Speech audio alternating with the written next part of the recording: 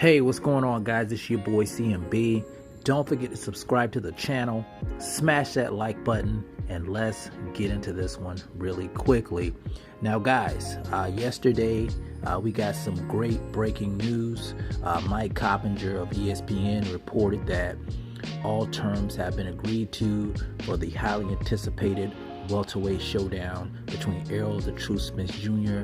and Terrence "Bud" Crawford for this fight to take place. All terms were agreed to by both parties, guys.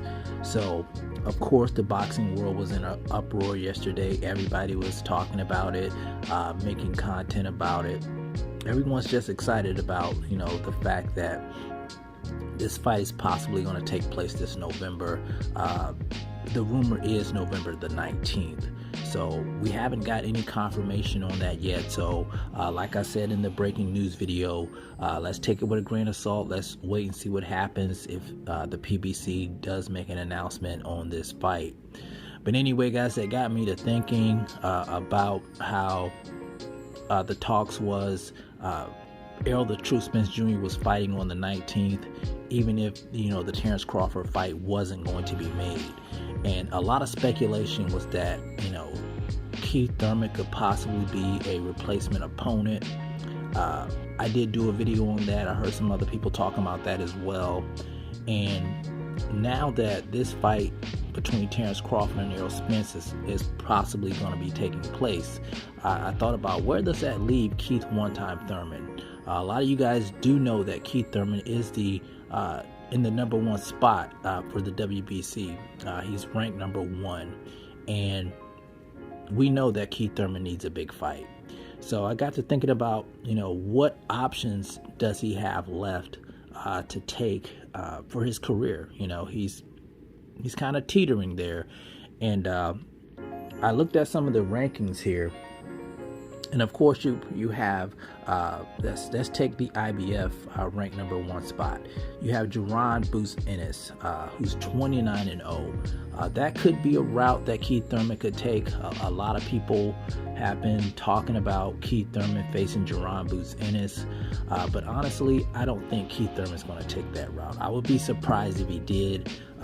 It's high risk, low reward fighting somebody like Jaron Boots Ennis. He's not a big name yet, but he's definitely a threat to Keith Thurman, and I wouldn't expect him to take that route first.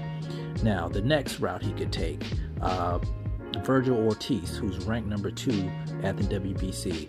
That's another option for him. Virgil Ortiz is 19-0. He's a good fighter. I think Keith Thurman would probably win that fight. That's a good option. But would they be able to make that fight due to the fact that Virgil Ortiz, I think he's a Golden Boy fighter. I think he fights on DAZN, if I'm not mistaken. I could be wrong on that. But you guys know how the platforms are. That might be an issue. But I think that's an option he could take. The third option, Imantez Stanionis. If he's looking to win a title, this is a great option in my opinion. Stanionis is the WBA regular champion. Now, it's not a big title, but it is the regular title. But it would put Keith Thurman back, with a title. Small as it is, it still gives him an opportunity to win a championship. Stanionis, 14-0. Like I said, he's the WBA regular champion, so that's a great option as well. The best option, in my opinion, would be Danny Swift Garcia. Danny Garcia, 37-3. He's recently moved to 154 pounds, and he just won a majority decision over Jose Benavidez Jr. Back in July, and he did call out Keith Thurman to a rematch, but at 154. So I think this is the best option for him. Everybody knows Danny Garcia is a big name. It can put Keith Thurman back on that big stage. And, he would have to go up to 154 to face Danny. But that's a fight I think people would want to revisit. I think the fight was a split decision, the first one between the two. So I think it's a good option for Keith Thurman because, let's face it, Errol has all the belts. Errol and Terrence Crawford has all the belts. It could be quite some time if these two do fight each other before before Keith Thurman gets a crack at either one of those guys, if they plan on even staying at 147 pounds. They do have a rematch clause in place, according to ESPN, so it could be quite some time, like I said, before Keith Thurman even gets a shot at those titles. So I think Danny Garcia right now is Keith Thurman's best option.